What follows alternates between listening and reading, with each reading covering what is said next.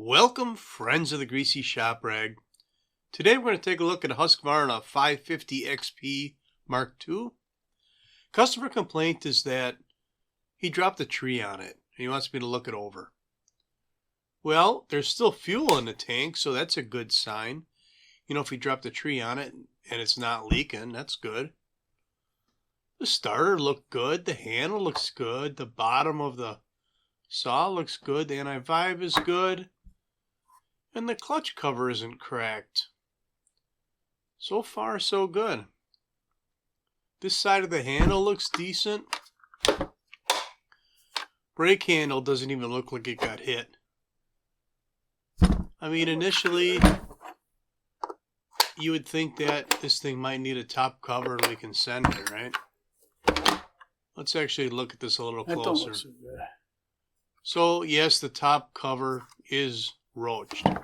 Got a big crack in it. That don't look so good. And then we notice that the cylinder fin, the top one, is broken. Closer examination, the top three are bent. Just take a look at this air filter.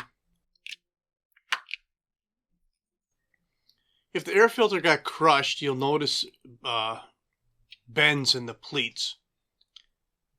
This air filter didn't get crushed. The pleats aren't deformed.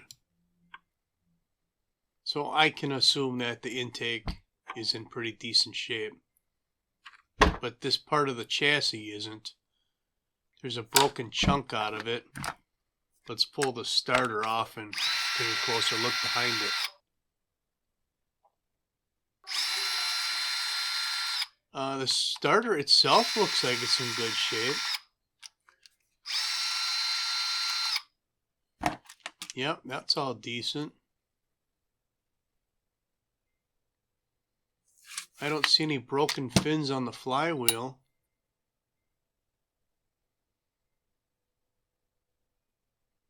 So I don't think the flywheel took a hit and the crank's probably not bent.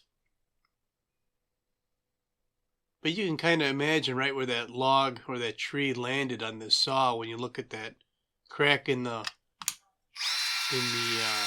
chassis or the crankcase, this crack in the air nozzle, and then the bent and broken fins.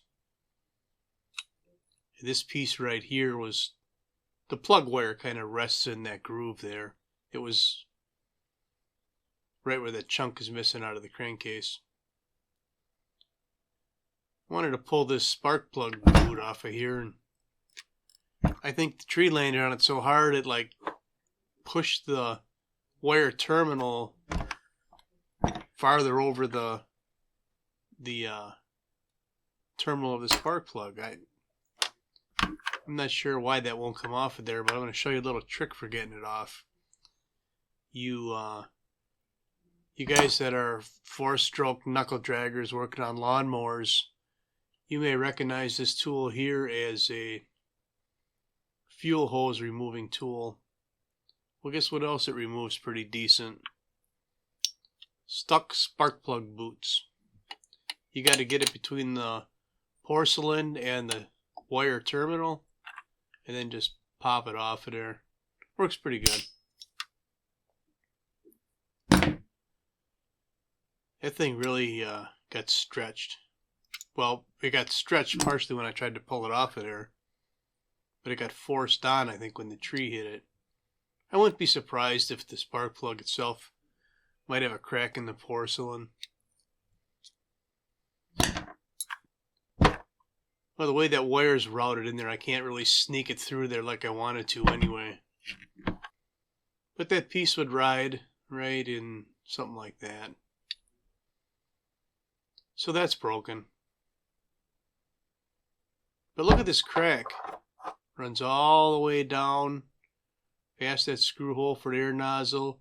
You can't see it very well, but it runs down to point to right about there.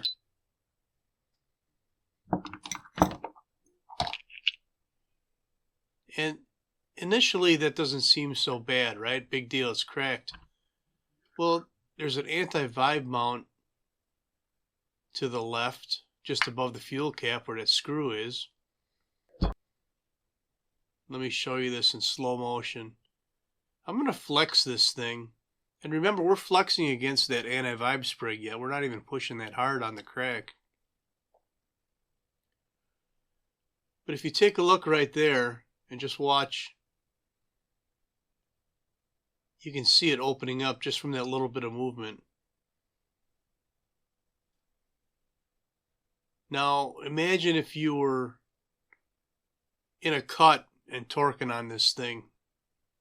That would not be a safe situation if that broke all the way through. Yeah, you can see that crack open up pretty good right there. And the anti-vibe spring is taking up most of the flex there. So that's not good. This crankcase would have to be replaced. Could it be repaired? I don't know. That would be beyond my capabilities. So that's not good at all. And now I'm thinking, well, what is good? I mean, if it was me and it was my saw and my time and my labor, it'd be one thing. Just checking here to see how old the saw actually is. Turns out it's a 2020 model. I did not put it on the computer to check how many hours of runtime it has. I'd say just by looking at it, it's not that many.